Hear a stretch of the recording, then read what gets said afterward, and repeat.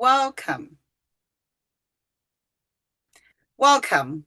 Welcome all esteemed panelists, colleagues, and attendees to this introductory webinar on artificial intelligence for healthcare professionals.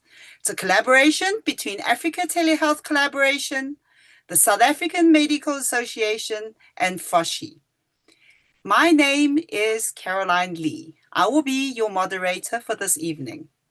I'm a full-time anesthetist working in Johannesburg and a member of FOSHI, the Future of South African Healthcare Inc., a group of individuals which include medical professionals and stakeholders passionately invested in the future and sustainability of South African healthcare. Before we begin, there are a few house rules. This webinar is accredited for 1 clinical CPD point. The certificate will take about 2 weeks, and if there are any queries, please send it to cpd@discovery.co.za. Although, if you send in your HPCSA point number, it will be sent directly to the HPCSA. The webinar will be recorded and made available on the Africa Telehealth Collaboration website. You will find this information when you answer the poll. Please ask questions in the Q&A. Due to time constraints, we may not be able to answer some of them, but don't worry. Post your questions and we will address them in future webinar sessions. There's an overwhelming response to this event, and that's why some of you can only access it on YouTube. For those watching on YouTube, please email your HPCSA number to admin@africatelehealth.org and use AI Webinar CPD as your subject line. We will put that link in underneath the YouTube panel. Also, please take a few minutes to answer the poll afterwards. So let's begin. The 20th century brought personal computing and the World Wide Web, which changed how we as humans interact with each other and with the world. Artificial intelligence has become the next big thing, a revolutionary technologically advancement of the 21st century, impacting nearly every industry from healthcare to finance to entertainment. Many see it as a transformative tool. For example, the CEO of Google thinks it's about augmenting human capabilities. Jeannie Rometty, the former CEO of IBM, believes that AI will not replace humans, so don't worry, but those who use AI will replace those that don't. On the other hand, there are many of those who are much more cautious, citing concerns about potential risks involved, such as job displacement and various ethical challenges. So AI adoption, are we advancing human civilization, or are we inviting a beast into our midst? This is just the first installment of what we will be exploring together going forward. Starting our journey today are our two esteemed speakers. The first one, Dr. Dino Rech, is the CEO and founder of Aldera and Aldera Africa, an NGO pioneering global digital health equity leveraging AI. He is a health systems delivery expert, a published researcher, an ER physician, and has deep experience and first-hand knowledge of how technology can both help and hinder clinical workflows, having worked with CHAPS, the Gates Foundation, and the Aurum Institute, just to name a few. Dino is based in Johannesburg and also serves as a SteerCom member of the Africa Telehealth Collaboration. Our second presenter today is Ms. Sarah Morris, the Chief Product Officer at Aldera. She's a systems thinker with a mission to make technology more human. Oh, we need more people like her. She leads product, strategy, design, and research for Aldera's groundbreaking multimodal AI platform. Her career has consistently focused on democratizing access to technology. As a founding member of Microsoft's inclusive design practice. She leads Meta's first accessibility product team with a rigorous approach to advancing global health, mindful of social impact, and grounded in the belief that access should never be a privilege held by just a few. Dino and Sarah, over to you. Thanks so much, Caroline, and welcome to everyone again to this Demystifying AI workshop. We hope today we're able to bring a bit of optimism with some caution to illuminate the game-changing impact and potential of AI. Thank you. Today we will cover an introduction to artificial intelligence. We're going to have a little bit of interactive fun, so don't think this is just a non-participatory webinar. And we'll wrap up with a short Q&A and share a little bit of perspectives on the potential of AI. So I'm Sarah, and as Dr. Lee said, I lead our product team at Outeray. We are a nonprofit headquartered between the US and South Africa. And over the last 20 years, I brought my technical skills and passion for equity to creating and scaling products that are used by billions of consumers at Meta and Microsoft. But today, I could not be more proud to be here talking to this esteemed group of trailblazers, is what I will call you all, who are thinking about applications for AI and how to extend health equity. Thanks, Sarah. And I'm Dino, as Dr. Lee said. 3 years ago, I knew very little about AI. I know that one of the biggest structural barriers to realizing the benefits AI can bring to healthcare is creating a shared base of understanding. I'm proud that we've got a bit of time to start that journey with you all today. Before we get into the details of what AI is and isn't, let's explore the concept of trust. Trust is one of the most important elements in all human relationships and involves a reliance or confidence in someone or something. Trust is built over time through consistency, transparency, and reliability. You all know this very well from your work. If patients do not trust you, would they take your advice? Let's begin by collecting a trust baseline. Please get out your phones, or if you're on a laptop, open a browser tab. So we're going to begin with a quick exercise like Sarah said. Let's think about what activities we would only trust humans with versus what activities we would only trust AI with. Please scan the QR code or go to the link shown and enter as many answers as you can. So we'll give folks a moment to jump in here, and we're going to start with humans. And we're going to ask all of you to either go to this link and tell us what you would only trust humans to do. And it looks like we've got some pretty interesting ones. Surgery, love. I like love. Taking care of patients, care, cooking dinner. I don't know, Dino, I would really like AI to cook me dinner. There must be a lot of surgeons on the call, Sarah, because they think that that's the one thing that's irreplaceable. So there's kind of a theme coming in here. Suicide tracking, emotional support, showing empathy. These are fantastic. All Yeah, right. a lot of the emotional side of healthcare for sure coming through. Definitely. Yeah. Hugging, making love. These are great. So now we're going to ask you to shift your thinking a little bit on what you would only trust AI to do. And I'm guessing the love may have been left over from the last one, but we are now on AI. So let's give folks a minute. Fact checking, data collection, math,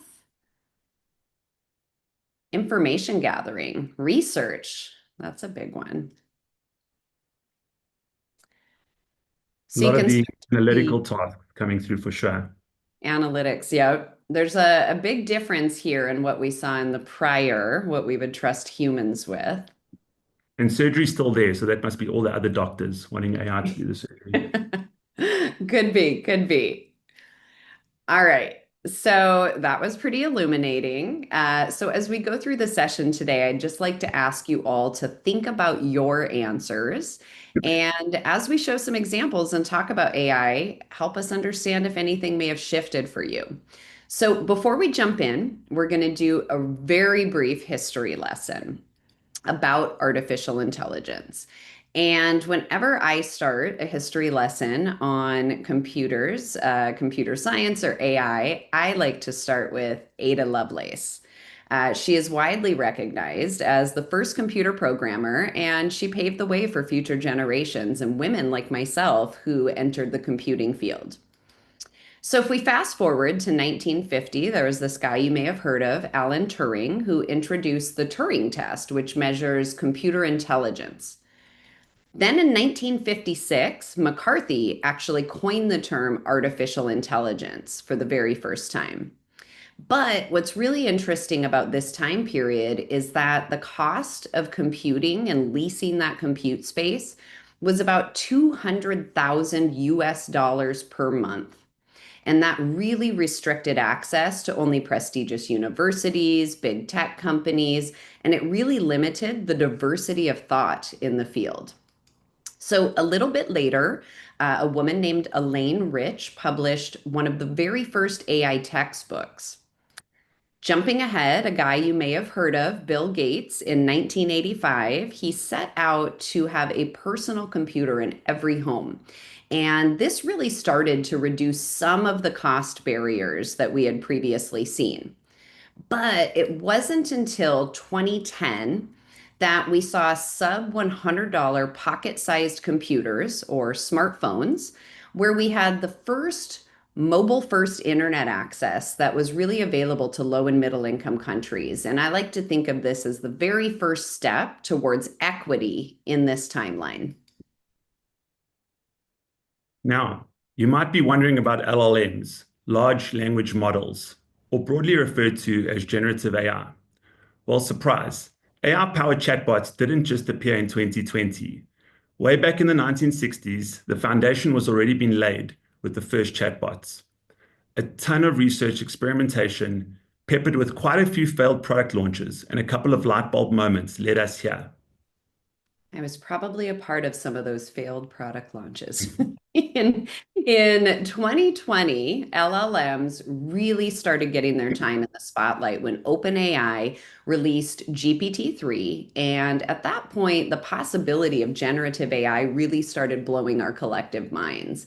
Now, over a handful of years, new forms of generative AI have been expanding capabilities with text prediction, image and video creation, and it's been really hard to keep up with all the advances. It kind of feels like a landslide coming at us. Now, this slide is hardly comprehensive. There are over 100 notable large language models now and over 1.7 million generative AI models available on Hugging Face, an open source platform for accessing models. But I might be using terms that you're not familiar with. So, what even is generative AI and what is a model? So, Dino, do you want to take this? Sure, no problem. So let's cover some of the various types of AI you may have heard of. So the first we'll talk about is computer vision. So this is really AI that sees and recognizes visual patterns. When we think about reading X-rays, radiology generally, pathology, those types of image-based medical professions or medical areas are one where computer vision is already playing a role. Automated speech recognition. So this is AI that hears and recognizes speech or acoustic signatures. So again, understanding voice patterns, transcription services, and from a clinical point of view, something like cough signatures or understanding what pathology may be underlying a cough. The next is language model and natural language processing. This is AI that understands language patterns and attempts to converse like a human. We then have big data analytics, AI that synthesizes vast amounts of information into insights or predictions. The insights can be at a personal or patient level, or predictions or insights at a systems level, hospital, medical insurance, national country level. Other terms you may have heard include machine learning, deep learning, supervised learning, and generative AI. Using multiple AI tools together is called multimodal AI, which produces richer, human-like outputs, moving us closer to the highly debated artificial general intelligence, which is AI that learns and applies knowledge just like a human. So what AI is best, the type of AI used, and whether AI is even the right tool to consider should always be based on the problem and use case at hand. So that is an important point, the right tool for the right job. So I'm going to show you a quick example from our work in a program that brings various forms of AI together and insights along the patient journey. So let's start with a fictional young woman. We'll call her Shuri. And let's say that Shuri is at home and she's a little bit upset. She pops into her AI companion on WhatsApp and she asks for some advice. She's having some issues with her boyfriend. Now, while her AI companion is providing her support, in the background, the service is extracting information about Shuri's vulnerability to HIV from the conversation that she's having. And that's being sent to a service in real time to get a vulnerability score. Now, if the vulnerability is high, her AI companion is going to more assertively urge her to get a self-test. Now, let's say that Shuri agrees. She picks up a self-test, and after running it, she uploads a photo of her result, and she tells her AI companion that she believes her result is negative. But the computer vision that's running in the background sees a faint test line, which triggers two different events at the same time. First, it raises a flag for the human in the loop clinician. And two, the AI companion will start to encourage Shuri to chat with a clinician about her result. And this is really important because, as all of you know, in South Africa, per local guidelines, self-testing is for screening only. It is not a diagnostic tool on its own. So the AI models here running in tandem at each step along the journey, leveraging insights to drive workflows, nudging, trying to get the patient to do the right thing. Now, as Dino teed up at the beginning, all of this only works and hinges on one really important thing: trust. So if we want Shuri to trust her AI companion, if we want the clinician to trust the signals they are seeing from AI, we want the Ministry of Health to have confidence that the system is safe, what do we need to focus on? Well, I'll touch really briefly on some of the most important pillars around trust that we at Outeray use to guide our work. So briefly, the first is explainability or transparency in how an AI model works. The next is reproducibility, or the ability to achieve the same result reliably. Observability is the ability to measure the correctness of the model by analyzing states with inputs and outputs. Privacy and security for health systems, workers, patients, and really importantly, preserving these for people from very vulnerable populations. Bias mitigation, ensuring that training and validation data is representative of your population and is the right data for the problem you're solving. And finally, empathy, which isn't always forefront for all use cases, but we take a human-centered design approach, which we'll talk about a little bit more. So with these pillars in mind, let's talk about how AI learns. This is definitely one of my favorite slides. So here we have our naive baby lion. And this metaphor is thinking of this lion as an AI model. So the first step is the lion only knows what it's seen so far. And as a baby lion, it hasn't seen much. When we think about data, we need to feed this lion. We need to inform it. And this is why you've heard so much about the value of data sets and data access when it comes to AI. A model is only as good as the data it's fed. And in this case, the baby lion is fed both correct data sets in terms of what it hunts, what it eats, who it plays with, and incorrect data sets in terms of what it shouldn't be doing. Eating a salad, it's not an elephant, it shouldn't be fighting with other cats. If we feed the correct data sets, we get a mature model. Here you have a mature female lion. We get a mature model that can make the decisions in the right context, can recognize patterns, and can distinguish differences. But if we feed too much data in one way, in one direction or another, or biased data, we get unintended consequences. I know you've all seen a rapid test before, either in your job or for yourself at home. These powerful tools provide access to diagnostics in remote settings for self-test users around the world. But as you can see from these real images from our fieldwork, lots of things can go wrong. So computer vision, a form of AI we just learned about, can help provide a bit of trust in results to test users and ministries managing disease surveillance. But how does the computer vision learn, thinking about our baby lion? All right, so let's make it real. We're going to bring together the trust pillars that I talked about, how AI learns that Dino just talked about. And we'll look at out-of-range computer vision models, which recognize and read rapid diagnostic tests for malaria, HIV, and more. So these models are trained on real images of tests activated and captured by local experts in South Africa. Real images from the field, synthetic data that we use to augment the models, and really look to mitigate bias in the data. We make sure that no personal information is included in the model. And when a computer vision model reads that rapid test, it returns the lines that it's identifying and it returns the result. And those results are 100% reproducible. The accuracy is verified before launch, but importantly, it's monitored over time to make sure it's continuing to perform. And empathy is infused into the end user experience as the AI tools are integrated into products that guide workflows, nudges for users, or trigger different events. But what do LLMs learn from? So you may not all be familiar with the term LLM or large language model, but many of you are likely already using them. Meta AI in WhatsApp or Instagram, ChatGPT, Siri on your iPhone, the little AI box at the top of the Google search. Do you trust the results? Should you? Let's look at how these models learn and compare to the computer vision example we just saw. Well, LLMs learn from all the available data on the internet. This means social media, Wikipedia, the World Health Organization's memos, local health guidance.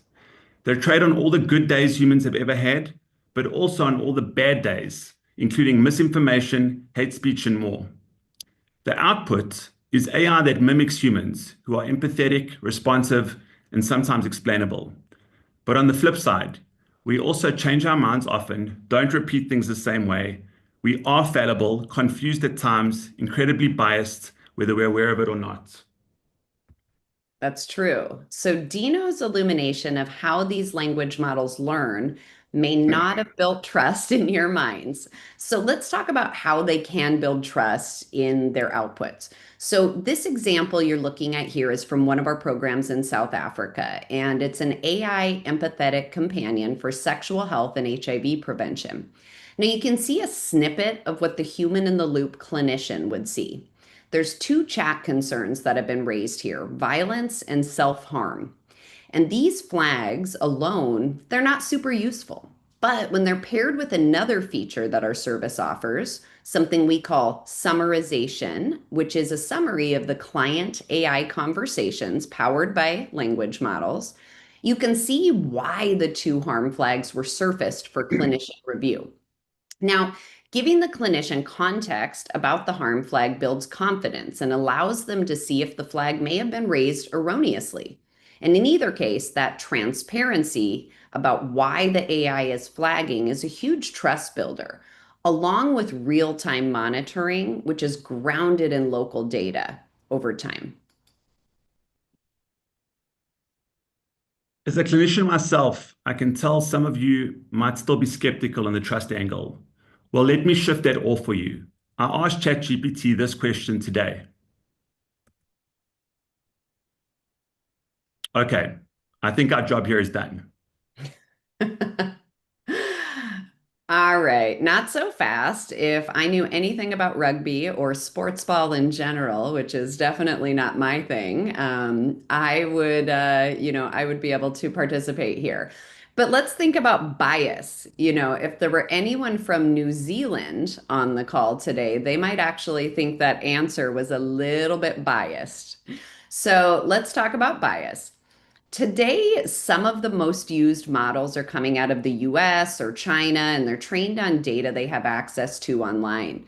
They might take in the political bias of their country of origin, but how do we explain that? So, as Dino said with our baby lion, what would happen if the baby lion saw lots and lots of examples of vegetarian lions? While it is accurate that lions can eat fruits and vegetables, it's unclear how long that lion would survive if it was no longer an apex predator. So, the key takeaway is that if your training data is biased, such as having loads and loads of medical treatment guidelines from the United States and only a couple from South Africa, the model might return more US relevant results. So, how can we evaluate if the model is any good or if it has bias? So we see news stories, and I'm sure you do as well, every day about these language models acing college and med school entrance exams, reinforcing a notion in people who may not fully understand that these AI models are smarter than humans. Well, let's actually dig into that on a couple of axes. The first is accuracy. And it's really about what? The accuracy of the information returned or the facts.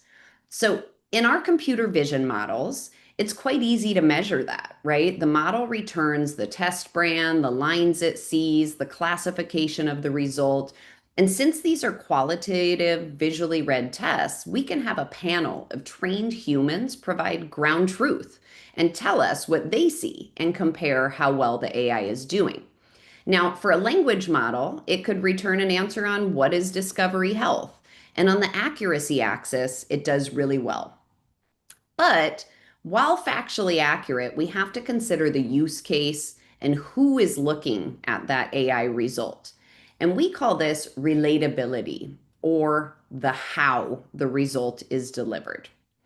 Now, when we think about our computer vision example, we can see here for an HIV test result, for example, you really need to think about the empathy and make sure that the gravity of the information you're sharing is reflecting what the end user needs to hear. Now, language models take this to a whole new level, right? The answer on the left about what is discovery health might be appropriate for an audience like this.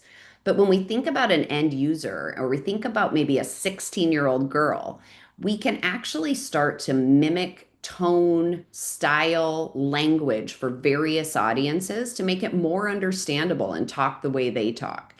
But hopefully, each time you ask a language model, you get the same factual what and a little bit of variation in the how, just like you'd expect from a human. Okay, let's bring this back to daily life. Time for our next question.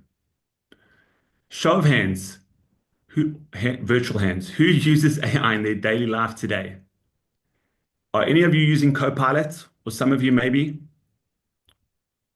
You may have guessed it, but in some way, shape, or form, we all use AI to do things for us. If you've ever used a mapping app, had a show recommended to you, or asked for your favorite music player to play music I like, you're using AI, whether you trust it or not. Next question. How many of you are not just using AI, but training AI in your spare time? Well, again, we're all training AI, whether we're aware of it or not. Every time we provide feedback to a streaming service, shop online, flag a mail as spam, we're providing examples of what's good and what's bad to the AI algorithm system to get it right the next time. All right. So with healthcare worker shortages, burnout, shrinking budgets, we're on the verge of a major crisis here, and we're going to be facing a future with less resources and more need. So it's really important to understand what role AI can play and what capabilities we need here to augment the humans. So what can AI do? Well, first, as we discussed a moment ago, it can act as a 24/7 conversational agent that can mimic tone and style, adjust in real time to adapt its approach to individual needs. This could be for healthcare workers practicing tough conversations like delivering a positive result on a test, or providing support directly to patients and end users. Collaborative upskilling can help improve decision making, especially for health workers. Imagine yourself on the end of a 14-hour shift. You may not be making decisions as well as you did in that first hour. Supportive supervision, enabling people to monitor performance at scale and quickly identify people who might need targeted technical assistance. Prioritizing large workloads, helping you focus effort in the right places, and efficiently automating repetitive tasks to free you up for more face time with your patients and clients.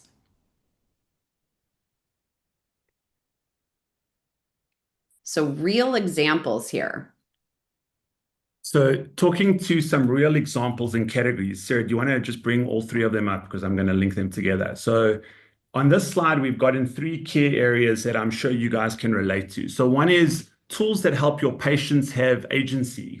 Sarah spoke about this earlier, but self-care is really important, and the ability to get health information and advice at home, have that feed into your practice or into your telehealth service, accessible information that's powered by a quality AI counselor. The next two that you see here are related to practice management and practice steps, so patient care. And this could be anything from having an AI agent help with history taking, help with administrative tasks within your, secretary or practice entry points. None of us love the notion of EMR and medical records, but using AI to voice transcribe notes into an EMR to make writing less necessary, and just generally the efficiency of your practice function more thoroughly. So these are the types of use cases that breed both agency for self-care and improved patient-physician interaction at the level of a primary healthcare or other practice, and clinician efficiencies. There was a good note that one of our board members, John Halumpka, spoke about in a recent podcast. He spoke about how when people were asked what they wanted from an EMR in a practice, the biggest thing for doctors in hospitals was to be able to go home on time or go home a little bit earlier. So that was the value. And if the AI could provide that efficiency within the EMR to get you home on time to your kids and family, then you would use the AI. So it's really about thinking about where in this flow AI finds patient benefits, practice benefits, and efficiencies to both patients and yourselves. Absolutely. And thinking about patients and also skilled professionals, we've mentioned a few times that immersing yourself in the needs of the user, the patient, is really key. So, for instance, when we're building AI, we really think about what level of familiarity or training whoever is using the AI has with that use case. So, is it somebody who has a more basic set of knowledge, who conducts those tasks infrequently, and those outcomes might be really personally impactful? Or is it a skilled professional who has training, task regularity, repetition, and the outcome may not directly impact their livelihood, but may get them home quicker on time to their family, as Dino said? And these considerations have implications on how we design the user interface, the rigor of training and validation we put into the AI, the accuracy thresholds, and nuances really around that relatability angle we talked about. So the big question, Caroline teed it up, will AI replace humans, or specifically clinicians? Well, we believe it's a partnership. AI is here to augment and improve decision-making capabilities and efficiencies and help us be more effective every day. We're aligned with the World Health Organization's latest guidance on ethics and governance of AI, and believe the ultimate goal is to use AI to support and inform decision makers. Absolutely. It's tempting to think of AI as solving everything, but not every problem is a nail that needs an AI hammer. It's vital to think through the trade-offs of different solutions, including the environmental impact. AI tools use a lot of energy. AI isn't a silver bullet, but if you understand the use case, how it's really working, and rely on your own clinical training to partner with AI, the results can bring impact to you, your patients, and your practice.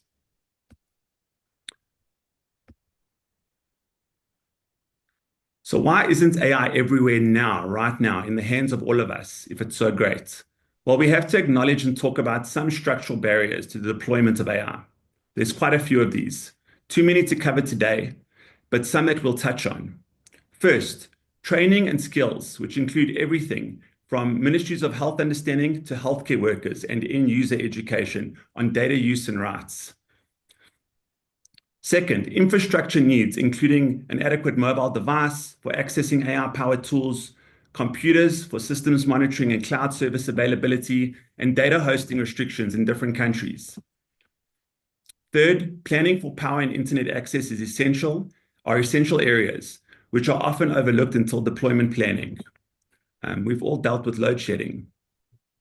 Finally, systems use and maintenance are crucial, balancing the cost of paid services against local hosted solutions.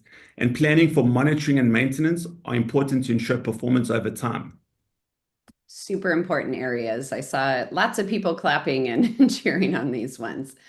Okay, so I'm going to shift back to the users a little bit. You heard that this is kind of my passion and my introduction. So this phrase, nothing about us without us, it's a phrase that's born out of disability rights, and it's a slogan meant to communicate that no policy should be decided by any representative without the full and direct participation of the individuals that are affected by that policy.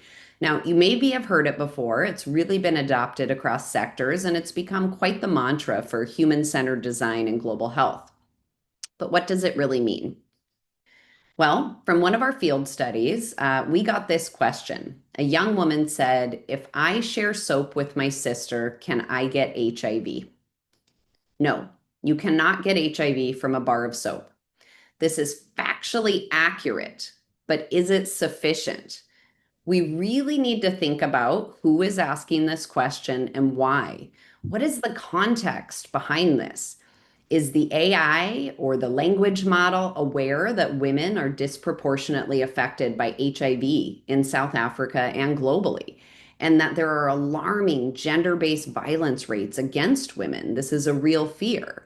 Well, when we explored what was top of mind for young women, as you can see here, it's a really complex story, and HIV isn't always top of mind or front of mind. Here are 3 examples of how tone and style can vary within our self-care product based on the persona selected. And if I ask the same question again, I get a slightly different but accurate answer. These were co-designed with young women in South Africa based on real humans they trust for health information. And everything from slang, emojis or not, was influenced by their inputs and preferences as part of the co-design. Incredibly important. Now, as part of that, we think a lot about AI cost considerations. So once we've infused those local perspectives, there's a lot of things people won't tell you when you're in that design process. And for AI-powered products to reach their full potential and build trust, we really need to balance that age-old cost-value seesaw and look at a couple of examples from our user groups. So let's think about patients or community members, right? These are lesser trained users who have a deep personal stake in the outcome. There are, of course, financial costs. There's risks of exposing their personal information. And in a highly stigmatized space like HIV or sexual health, AI-powered tools must really deliver salient value in order to overcome these steep costs. Now, for skilled professionals like yourself, clinicians, right?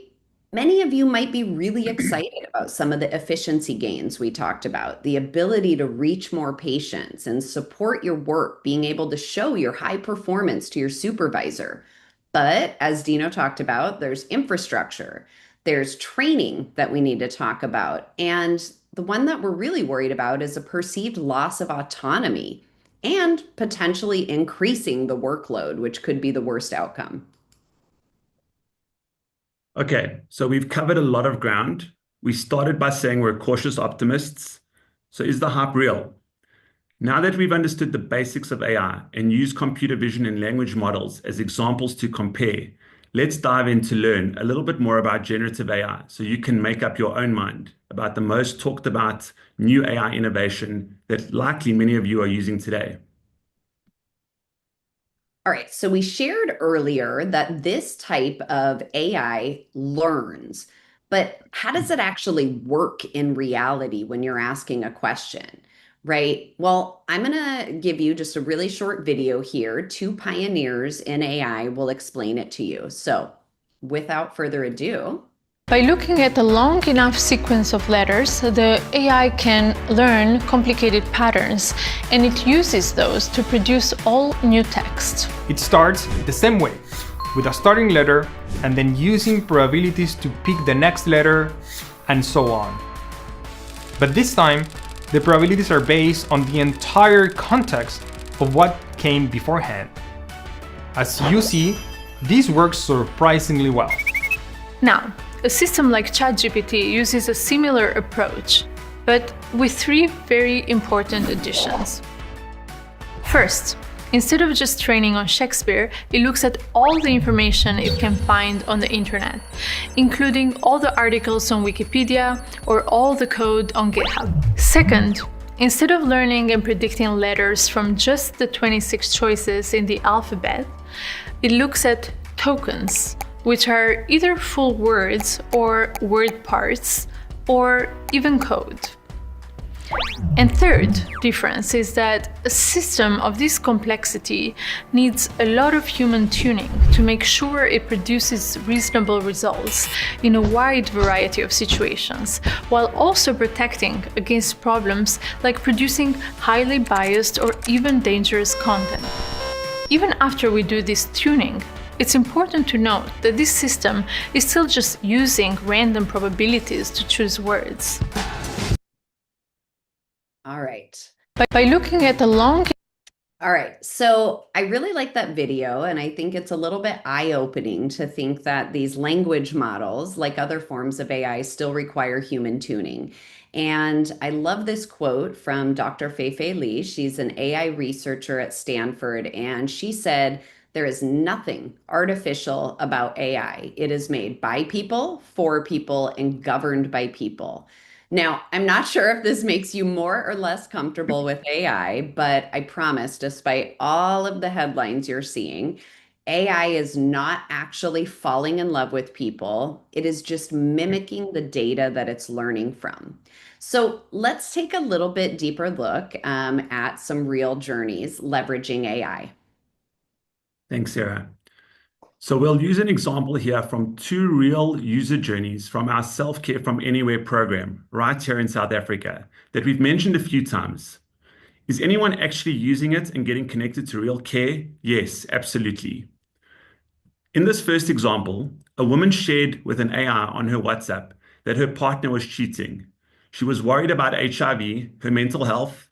The AI companion, Amy, provided empathy, support, and flagged a real clinician to reach out to her. The clinician was notified that a patient was in distress, was provided a summary of the challenges that she was facing, and suggested HIV testing and mental health support as a next step. The clinician was able to reach out to her right over WhatsApp, pick up where the AI had left off. And guess what? The patient actually went and got tested, got PrEP, and came back to report that she was feeling much better. In the second example, a real person facing PEP stockouts due to funding cuts frantically reached out, asking for a spot to get a free test. Amy helped her to get a test. Again, notified a clinician. The clinician reviewed the uploaded test image and confirmed it was negative and helped her to find PEP. To save the clinician time, Amy sent a message to remind them to finish the PEP and will remind them in 28 days again to start PrEP. This is great. A bit of time saving for the clinicians and lots of relief and support for the patients. But what about you, the clinicians? Yeah, what about the clinicians? Well, I am not a clinician, but these are some real examples of what clinicians across different care settings that we've worked in have shared with us where they are struggling. They could use real-time 24/7 support for their own work. Now, for all of you here watching or listening in, I encourage you to really start thinking about this, having conversations with your peers, your leadership, talk through the benefits, the risks, and the possibilities. Great. So we're coming to the end. Some of you may be thinking about your answers to the trust exercise. Have those answers shifted at all? Are you open to more exploration? So a couple of calls to action and things to think about. First of all, try it out. If you haven't begun using some form of AI, ChatGPT, Google, Gemini, use it. Try things. It's probably the most important first step. The second is think about the use cases for your practice, use cases for your patients, use cases related to efficiencies that might save you time. With these use cases in mind, you can better support your practice and patients. Think about the barriers and enablers. We've spoken about a couple of them today. What barriers exist? What enablers can you put in place that would unlock the possibility to explore AI more effectively? And finally, talk about it. Talk about it to one another. Talk about it to other people that are using AI. There's so many things you can experiment with in terms of the deep research features, the chat features, the information, just so much out there, really. Just the talking and the community of practice is really what counts. I just want to say I was once sitting in your shoes as a clinician. I was a global health researcher, and I knew literally nothing about AI. Then I saw this AI company looking for a real clinical experience and expert, and I thought, what have I got to lose? Now, 3 years later, I'm still no expert, but I can tell you that I'm a big believer in the possibilities because I've seen it firsthand with my own eyes. I've seen the evidence of impact, the potential, and I'm asking all of you to also open your hearts and minds and take this first step with us. I love that. Well, we made it. We are at the end. We're going to jump in with our other collaborators now to go through a panel. We have some really amazing smart minds with us. So we'll sign off now. Thank you so much. Back over to you, Dr. Lee. Thank you so much, Dino and Sarah. I think before we go to the panel, I think I'm going to ask each of you a question from the questions that were posted on YouTube and on the chat section. So, Sarah, there was a question: is it possible to trust AI if the stats come from social media? How do you manage fake news as a primary data input? And also, part of that, what was meant by keeping a human in the loop? Are humans actually verifying the many volumes of data? Yeah, I think that's a great question. So, let me think really high level how to do this. So, there's lots and lots of misinformation in these models, these AI models, but there's also lots of really, really good information. And there's a couple of different things you can do. One is, grounding these models with a database filled with facts. So this is called a RAG, or Retrieval Augmented Generation. I'm guessing in future webinars you'll get more deep into that. But basically, we have a database where we've put all of South Africa's guidelines, all the World Health Organization guidelines, and we have our system look for the answers there first. And we use the language model to take that factual answer, but write it in a way that the end user can understand. So that's step one, but it's not foolproof and you'll never hit 100% accuracy. So what we've developed is something called an automated monitoring and evaluation system. And what we do is we develop large sets of questions and answers that come from real clinicians, and we run them in an automated fashion against the models so that we can get those back and understand in the big picture for thousands and thousands of questions, how are they performing? And we don't do that just once. Remember my repeatability. We do that lots and lots and lots of times to see which model is the most reproducible with the highest facts. We then, while it's running in real time in the field and being used, we're monitoring those outputs in real time, and we're sampling them to send to real humans in South Africa that are trained, real clinicians that look at those answers and tell us if they're good or bad so that we can flag and find those issues and respond to them effectively. So hopefully that answered your question, Dr. Lee. Do you want to just touch on human in the loop? Yeah, so human in the loop is kind of in two different ways. The first is for the care delivery.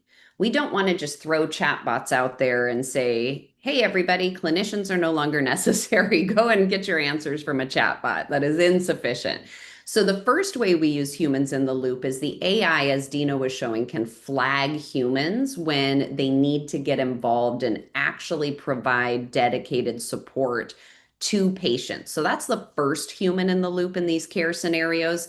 The second one is the one I just talked about. So we have a different set of humans behind the scenes that are trained to evaluate the AI, and they look at all of the outputs and tell us good or bad. And so those are the two different ways we use humans in the loop.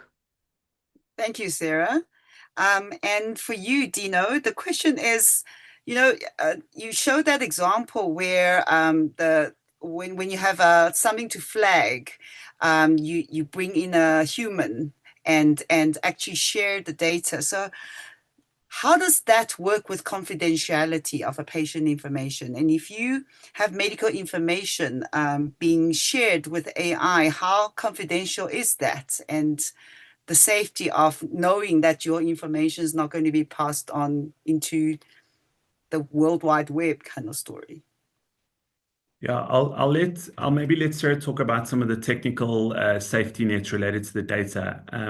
One of the practicalities is if you're using AI tools, being transparent about when you're using AI, when you're not, agreeing to use it. Right now, all of us agree to so many things in terms of note takers on our meetings, and there's a lot of questions around on those very highly sensitive meetings, what happens to the data, as an example. But we consent to those, right?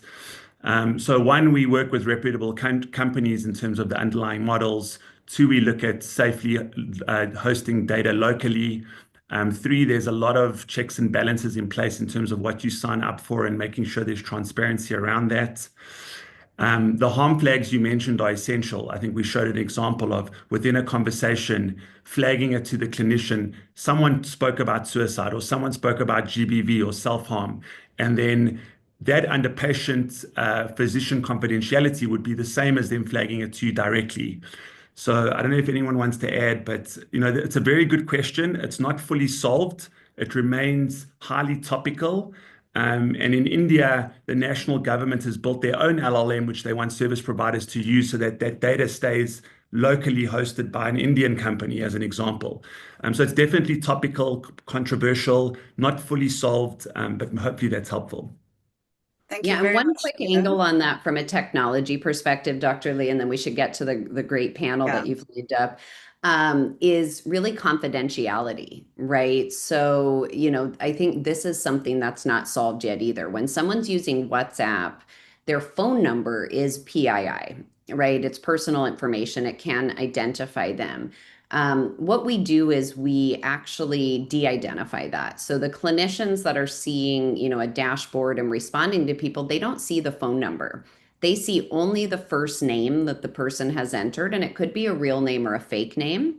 And at the point that that person wants to connect to care, they give consent multiple times to link their records and say, yes, I want to get care from this facility, which I know now means I need to be identified, give my South African, health card, actually have that linkage. But the patient is in control and gets to determine when they move from confidential advice and that kind of remote care into an identified space where now I am actually getting care and the system knows who I am. Great, thank you. I think that answers the question quite a bit. Right, so now, thank you very much, Sarah and Dino. We now have a panel discussion with three distinguished experts who I will now introduce to you. The first is Dr. Brad Behrer.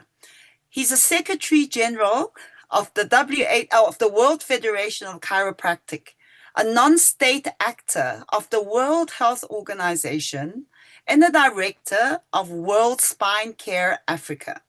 He's a clinician, a medical legal advisor, and an educator.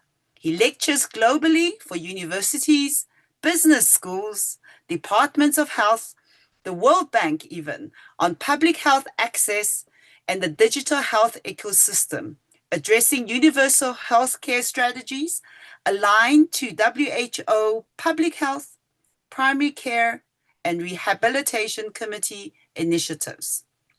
The next is Dr. Theo Modikida. He is the CEO of SAMA, South African Medical Association.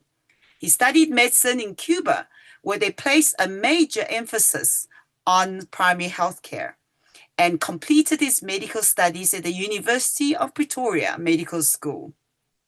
He played a key role in establishing the Eastern Cape Cuban Trained Doctors Forum, which focused on rolling out community diagnosis programs and advocating for primary healthcare initiatives. He's a passionate advocate for primary healthcare, medical education, and health system development, both here at home in South Africa and globally. The third on our panel is Dr. Amban Pillay. He is the current co-chairperson of Africa Telehealth Collaboration and the chairperson of the United Forum of Family Practitioners. I don't know where he finds all this time, because he is also the CEO of the Alliance of South African Independent Practitioners Association and the Independent Practitioners Association Foundation.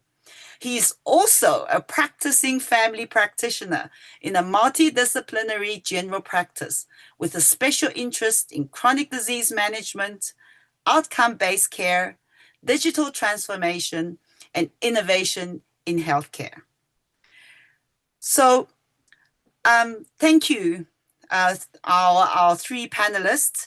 I just want to start with asking a question on that we started on with Sarah and Dino. I'm going to ask Dr. Brad Bearer. You know that there are still ambiguities around liability, accountability, and consent in AI-driven care. You know that who is liable if something bad should happen? If you base your diagnosis or your treatment care on on AI device, whose responsibility is it? Wow! Start with the easy questions, and we'll do hard stuff afterwards. But I must say to my colleague Theo, I have tie and suit envy tonight. You know, I probably in reflection should have worn my suit and tie for this. To answer that, I just want to take a step back, if I can, through you, Caroline, and say that, and I saw there were some questions on the webinar about this. It says, well, why was AI invented, or where does it come from? And I quote to you the WHO definition out of their Ethics and Governance of AI for Health document that came out earlier this year. And it says, and it speaks about the fact that it's the capability of algorithms that are embedded or integrated into systems and tools to learn so that they can do automated tasks without being programmed every step of the way.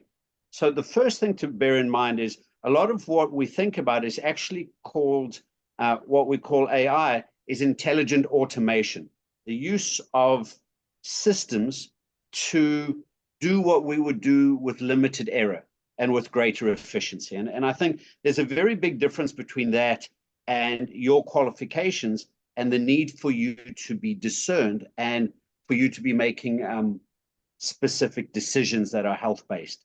And so when we start thinking about in bluntly in terms of that question, and I say that because this is probably where we're going, a lot of the big things that we've got to realize is the patient has its relationship, their relationship as a person, and their family's relationship with you as the educated professional.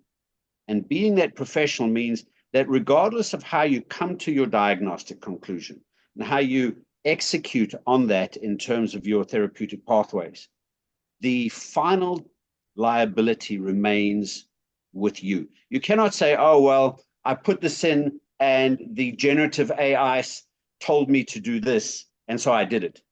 Because the final decision vests within us as the trained professionals. Great. Is there anybody else that's Dr. Pillay? Would you like to add on to that? No, I think, I mean, I agree with Brad completely. I think that whatever system we use, whether we're talking AI or it's a telemedicine consult, I mean, I think the practitioner is always responsible for the advice. And even in some of the systems we see, I think it's always important that before the AI system interacts with the patient and gives advice, that we as healthcare practitioners should be responsible to have sight of it. So I do think, and it makes it a little bit more complicated because then it's not AI doing it on its own, but I'd rather that we see more of what goes out or review it first because we take responsibility always. Yeah. Right. Thank you. The next question I'm going to pose to Dr. Theo Modikida. We know today we heard something quite different because the Aldera has been sort of trained almost in a South African context, but most of the AI models that we can access on the internet have largely been trained on Western data, or rather non-representative populations that are not African. So how do we address this possible health disparity and discrepancies in Africa? Sure.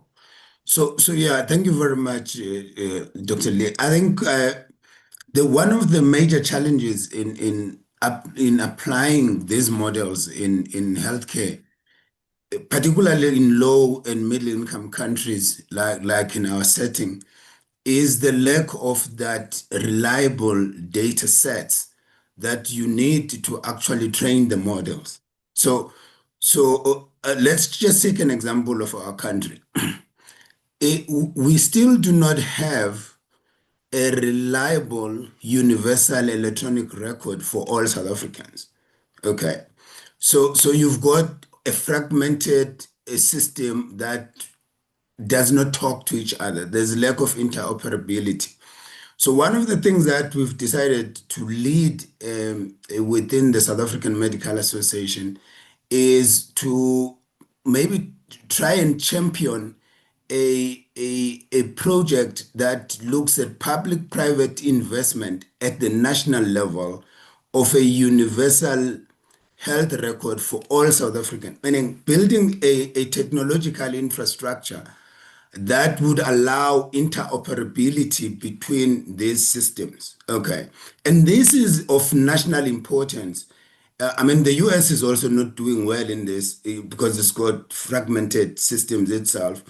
The countries that we're modeling the model for South Africa, which we discussed just a week ago with our colleagues in the Department of Health and in Science and Technology, is a model that is being used by the Taiwanese. And they've managed to create almost a universal health record that talks to every Taiwanese. So the same way in which in South Africa you are able to go into a bank and apply for your visa there because there's interoperability between the bank system and the Home Affairs system. We want almost like a technological infrastructure like that in healthcare. Then it will allow us to bring in these models and train them on reliable South African data. And I think as a leading economy in the African continent, we should as a country actually take a lead on this. And then we can take it to the African continent with our partners at the AU so that we can be able to almost not create our own how do I put it, models that are not discriminating. Because if we were to copy the exact data from Taiwan and translocate it into South Africa, I mean, the disparities we would get from there is really amazing. So the South African Medical Association, I will encourage people who are here on this webinar to actually go and look at our the South African Medical Journal subspecialty on AI in healthcare. We really articulate the trajectory that we wish the country can take in relation to this. Thank you very much. Thank you. That sounds very promising, Dr. Theo. We're looking forward to that type of taking place. Dr. Pillay, the next question is posed to you. you use AI within your practice, and because do you it's very difficult to integrate AI with, like Dr. Theo just mentioned, that's with all these different systems around. Almost every medical aid have got their own different systems. How do you sort of get over that, and what would you suggest a clinician start with exploring AI also? Yeah, so I mean, it's a good question. Thank you, Caroline. So I think, firstly, historically, we've had challenges because of, fragmented systems. Like Theo said, we've got legacy platforms, poor data quality, and the amount of data that we collect as clinicians varies from clinician to clinician. And then, like Brad said, there's lots of bias as well. But I think what we've seen is that as we get more standardization, we're going to see a lot more breakthroughs. I think already globally, we've seen that. For me, I think an electronic health record, firstly, is the foundation of where we should, as clinicians, start with. I think that's because that's where all the data can be collected, and we can have really be able to then mine that data and understand that data better. Moving forward and trying to interoperable AI solutions into the EHR, that's become now what we're really talking about now, is to say, how do we go to that next step? So I think, fortunately, in South Africa, we are a little bit ahead of the curve because we don't have a lot of issues like the US. They've been doing it for so long, they've got such legacy issues. A lot of our systems are cloud-based. So globally, what we've seen is there's a lot of AI solutions now that's been integrated into solutions. A few weeks ago, Stanford Health released Chat EHR, which is their new AI EHR system. We know that Epic, which is the biggest EHR system in the world, they've integrated into Microsoft, and they're using some kind of a co-pilot integration. We've seen Oracle do the same with an AI agent as well. So there's already these big companies who are now integrating AI normally and routinely into their EHRs. I think locally, we're seeing the same things. I think Healthbridge, GoodX, Altron, which are all clinical systems, they prioritize an AI and AI agents now into the EHR systems. I'm not sure if many of the guys know, but Healthbridge just launched its first AI scribe. So as part of Healthbridge Clinical, there's an AI scribe that you can use that will listen to your conversation, your consultation, and then type all your notes out for you in a SOAP format. And so we've seen this integration happening, I think, because AI has become, a normal part of how we're going to be treating patients going forward. And what can these integrations allow us to do? So I think it's going to make our lives easier because it's going to take a lot of our admin burden away. And I think that's really where the big focus on AI is going to be, is to how to make it easier for us to treat patients better by giving us more time and taking all the things that we don't want to do away. So, AI systems at the moment can create summaries, they can do referral notes, they can retrieve patient data and analyze the data for us to see what patients have not been seen, who has to come for the HbA1cs, who hasn't been seen for 6 months, and they can do that, at speeds that we will never be able to do. We've seen some solutions we can interpret the pathology results that we now integrate into our EHRs, and then send the patient a message to say, well, these are your results, this is what it means, and we think you should then make an appointment to see your doctor. So a lot of that is happening. And so for me, I think AI integration into an EHR is probably the way we're going to transform healthcare going forward. Thank you. Does anybody want to add, Brad or Theo? Yeah. Dr. Barrett. I think probably we all want to add, right, Theo? I think building on this, the enabling environment of the digital ecosystem is amazing. I remember starting, and I had a Merck manual and a MIMS manual and my pen and my paper, and sometimes if I was writing fast afterwards, I couldn't read what I wrote. And at that stage, there was Dragon Speak that would allow you to dictate, and I had a little tape recorder with tapes, and I'd tape my clinic notes and give them to somebody to transcribe. You'll note this is now before Poppy, because now we wouldn't do that.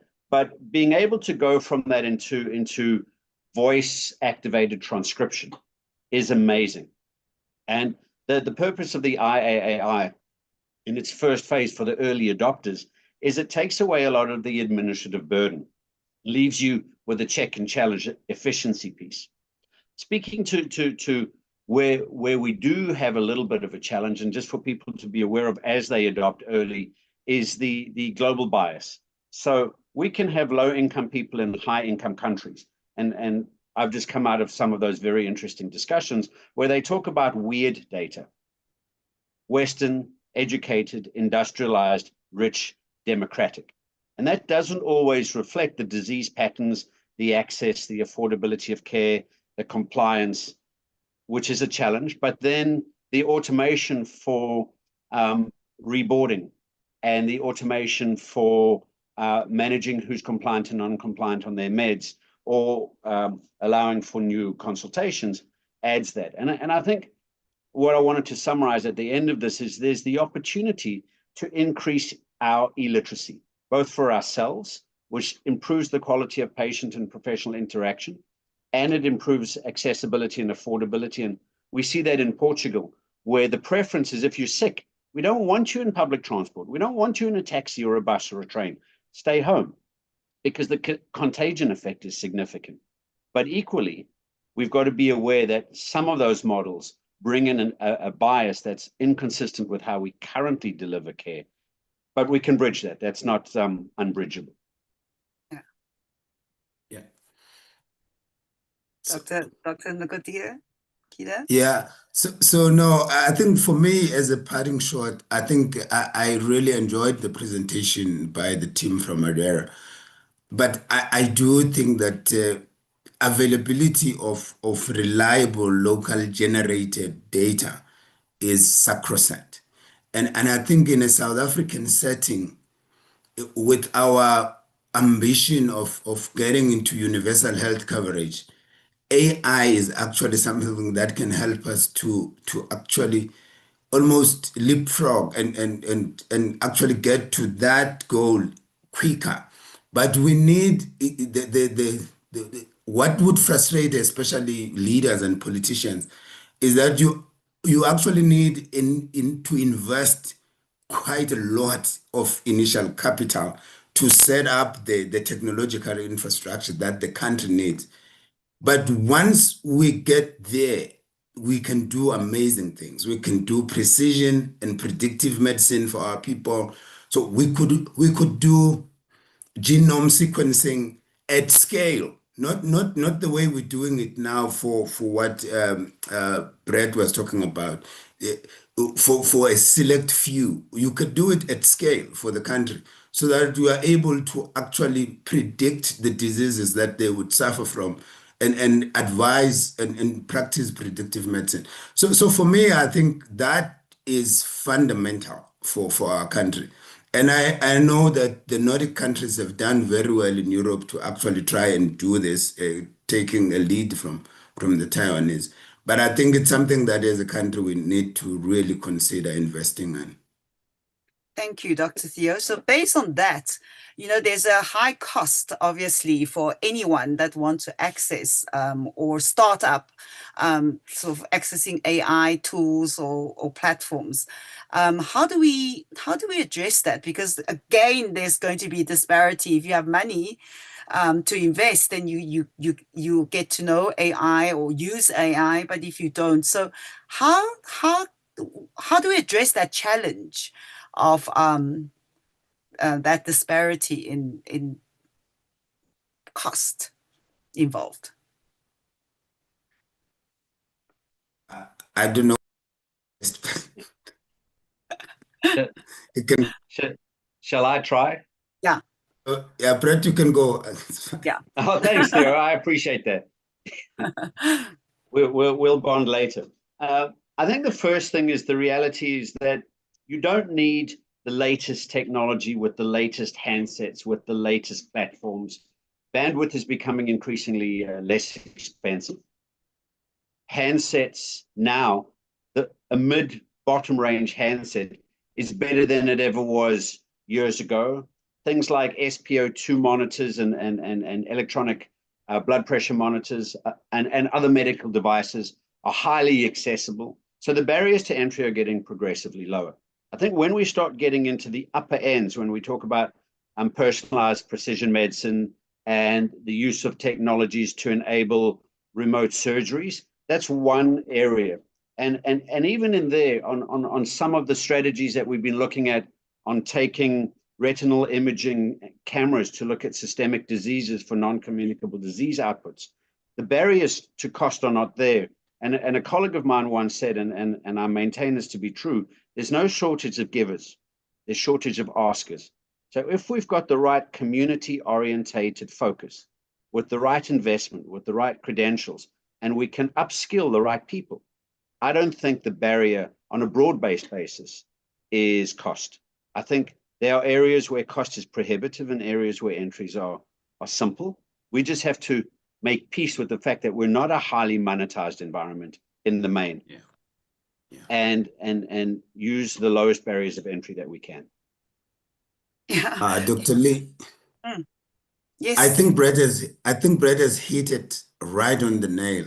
And also, we must also just think of economies of scale. I can give you two examples. So when South Africa introduces something within the public sector called the Mom Connect.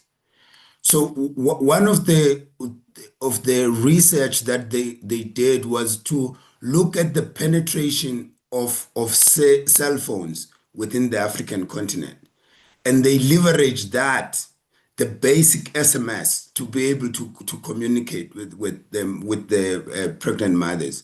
So we could, I like the approach that Brett is bringing in. We could use things that are affordable, and when we do them on scale, the unit cost to actually do that drops significantly. The last example is I visited a hospital in India.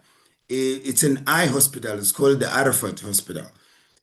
It's in Madurai, which is not really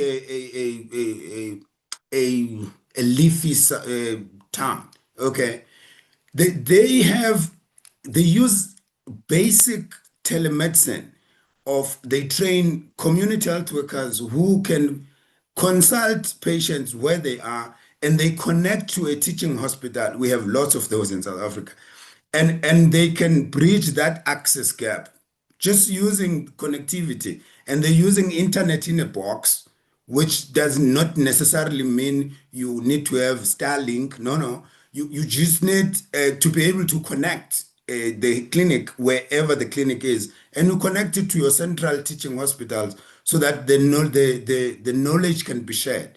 So that's what low and middle income countries kind of need, and this needs to be almost bought in by the leaders of the country so that the investment is public-private at the national level.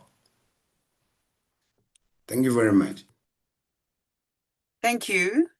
Okay, so another question I was asked in the chat was, does electrical supply impact the use of these AI tools?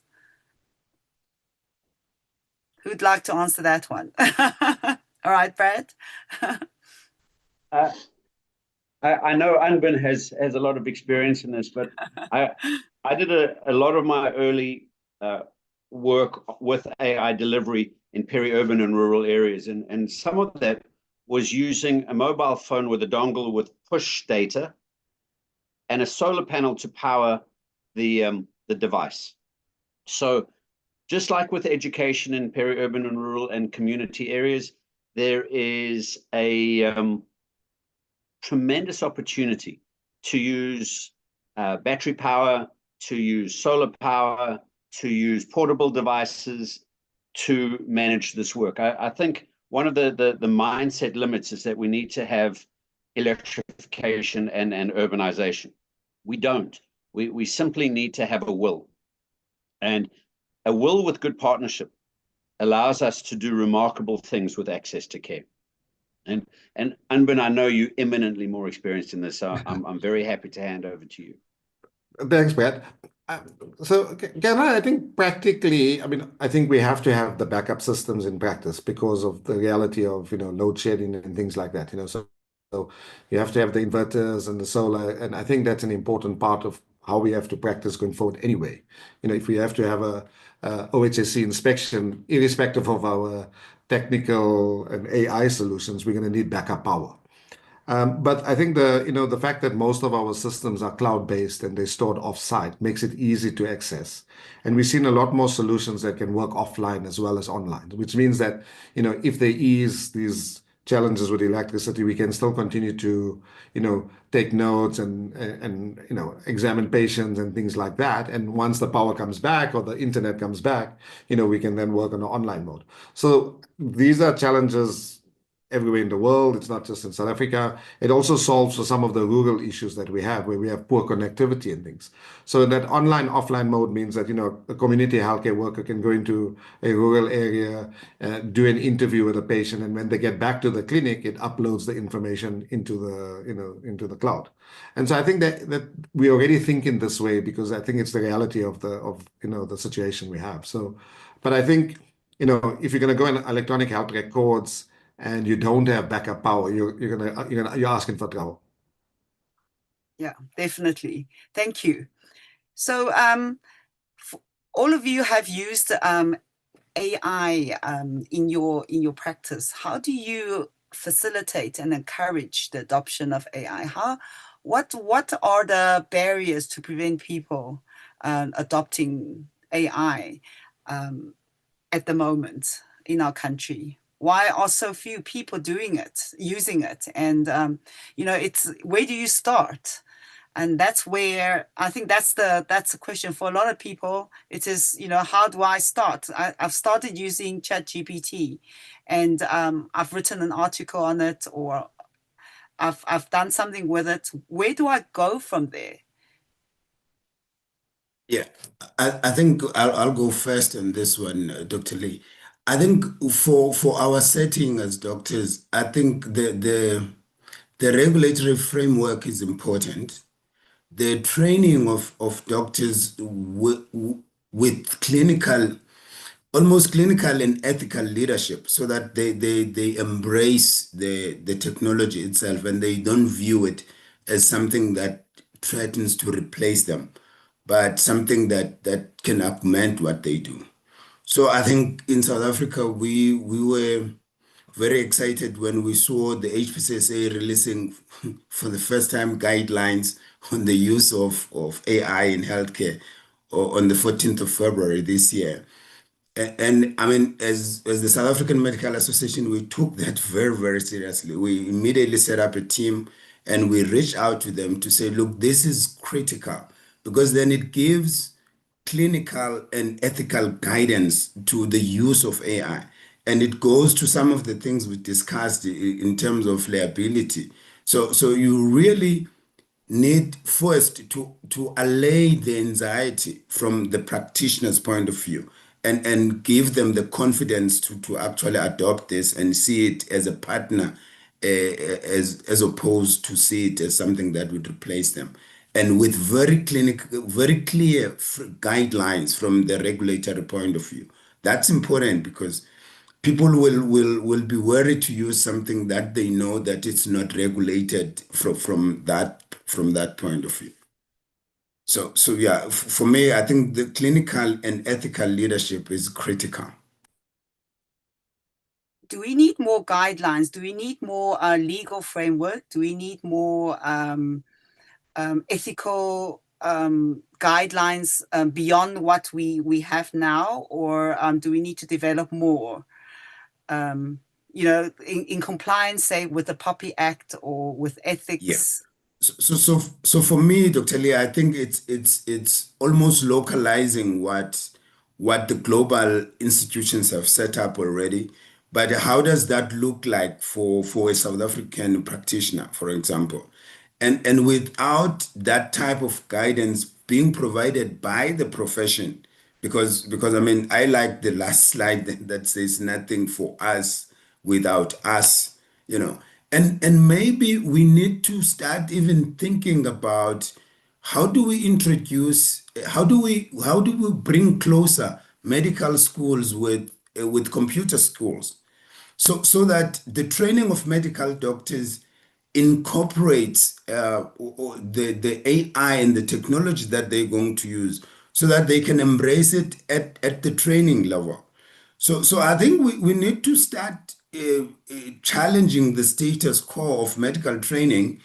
And I mean, when I started getting interested in this, Dr. Lee, you'll be surprised how much I related my physiological days of the nervous system with the neural networks. Basically, deep learning speaks to exactly that, what we learned in the first years of medicine, the basic physiology. So as doctors, the AI is not something foreign.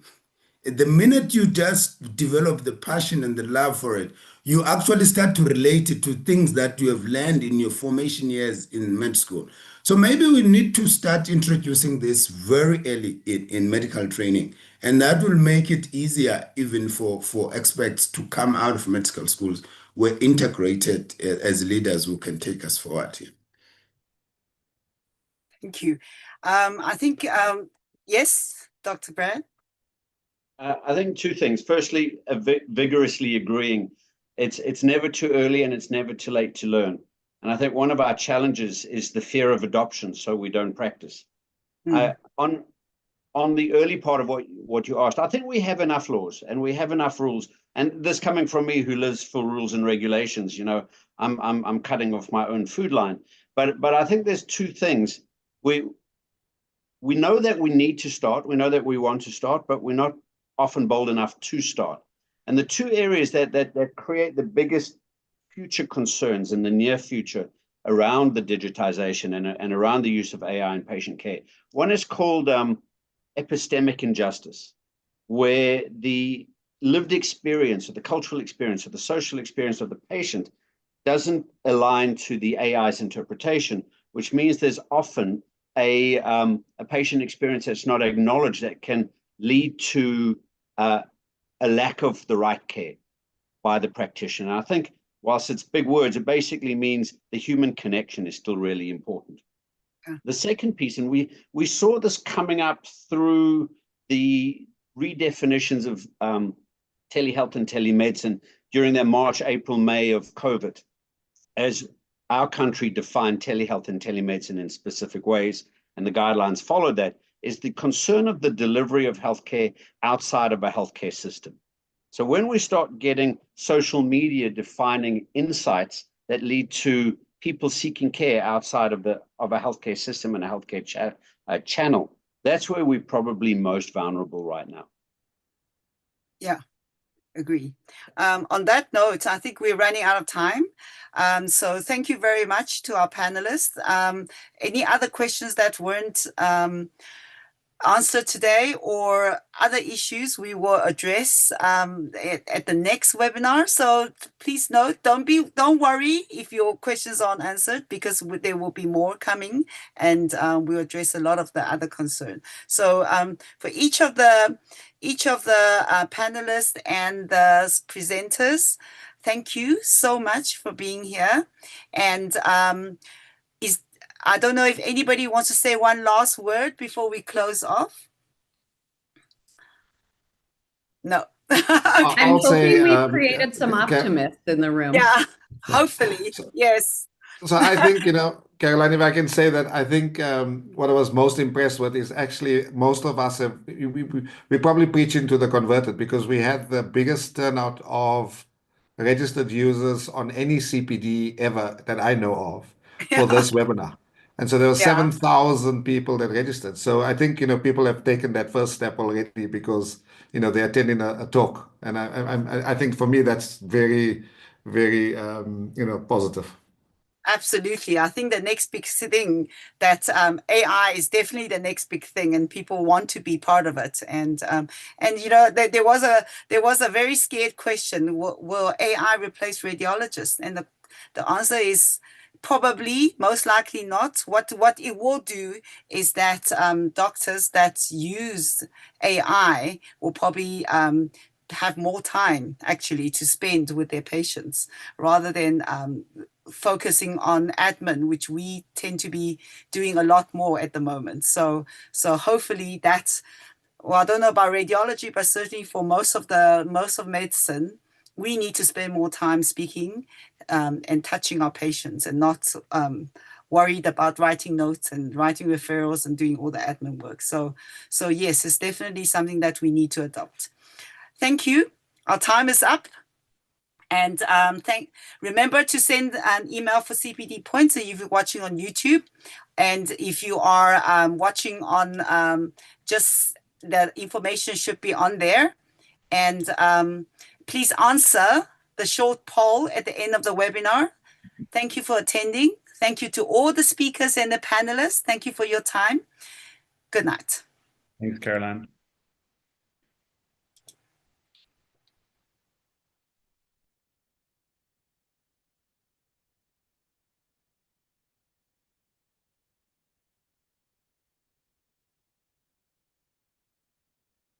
We're just leaving this on for a short while so people can answer all the poll.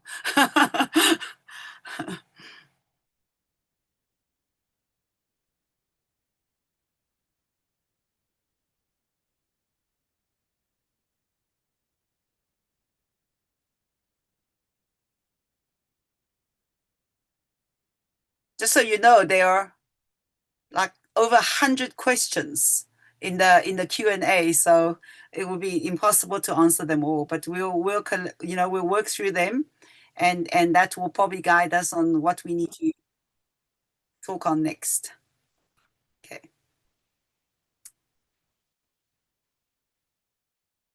Yeah.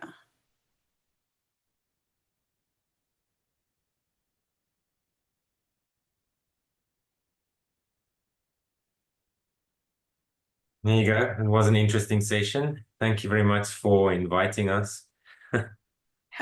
Thank you. That was excellent. That was a really excellent presentation. Yeah, I think it's very easy to understand. Yeah. And well mediated, Caroline. Thank you for thanks, Caroline. through our discussion. Thank you. Are we offline?